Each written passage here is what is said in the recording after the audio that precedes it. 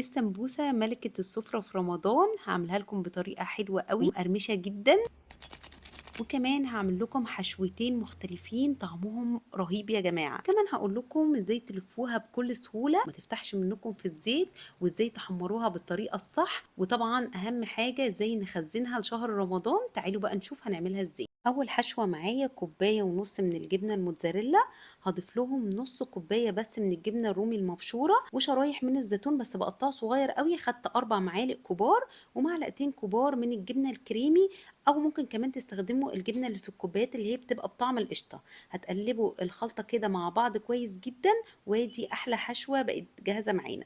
الحشوه التانية كوبايه من الجبنه الموتزاريلا، عليها نص كوبايه من البسطرمه اللي متقطعه صغير جدا، هقلبهم الاول مع بعض كويس جدا، وبعد كده هضيف لهم 3 معالق كبار من الجبنه الكريمي، او برضو الجبنه اللي هي في الكوبايات اللي بطعم القشطه، هقلبهم مع بعض كويس جدا، وادي تاني حشوه بقت جاهزه معايا. هجهز بقى الخليط اللي هلزق بيه السمبوسه، هحط معلقتين كبار من الدقيق، وهبتدي ان انا اضيف لهم ميه كده بالتدريج واقلب. اضيف الميه بالتدريج علشان انا عايزه الخليط يوصل لقوام اللي انتوا شايفينه ده، وده اللي انا هلزق بيه السمبوسه ومستحيل تفتح منكم. نيجي بقى للسمبوسه، انا بستخدم النوع ده اللي هو كرمة الشام، التغليف بيبقى كويس جدا، وكمان الورق مش بيبقى لازق في بعضه، ممكن الاقي ورقتين 3 بالكتير قوي لازقين في بعض، لكن مش اكتر من كده، هو بيبقى فيه طبقه زيت كده فبيتشال بكل سهوله. وكمان بحب بتاعه الكنفاني قوي، لو عندكم كنفاني حلو ممكن تجيبوها منه برضو بتبقى حلوه قوي. نيجي بقى عند لف السمبوسه، باخد كميه من الحشوه ما تبقاش كتيره قوي عشان ما تفتحش منكم في الزيت، ببتدي اسيب طرف السمبوسه كده فاضي،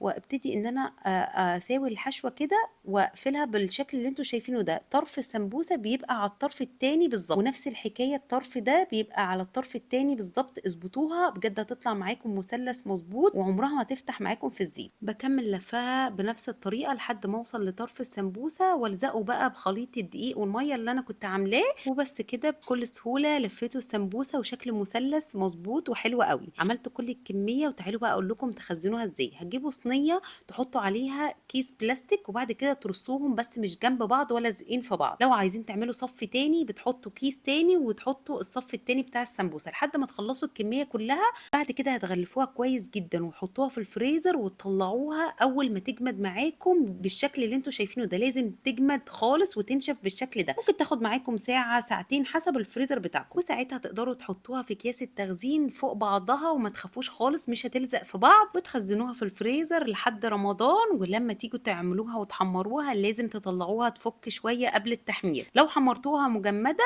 هتبقى مستويه من بره واخده لون، لكن من جوه لسه متلجه ومش حلوه خالص. بنحمرها في زيت يكون سخن والنار تكون متوسطه. ليه؟ علشان تتقرمش من جوه ومن بره، وتفضل مقرمشه معاكم وقت اطول. لو حمرتوها في زيت سخن قوي هتاخد لون، ومن جوه مش هتكون مستويه، وهتكون لسه طريه، فبعد شويه هتطرى منكم خالص. ودي بقى شكلها بجد خطيره خطيره، لونها تحفه، كانت هشه ومش شاربه زيت. طعم الحشوتين كانوا احلى من بعض. انا بالنسبه لي سمبوسه يعني حشوه جبن، مش حاجه تانية خالص. جربوها، انا واثقه جدا انها تعجبكم، واتمنى ان الفيديو يكون عجبكم. وطبعا لو عجبكم ما تنسوش اللايك والشير، واشوفكم على خير في فيديو جديد.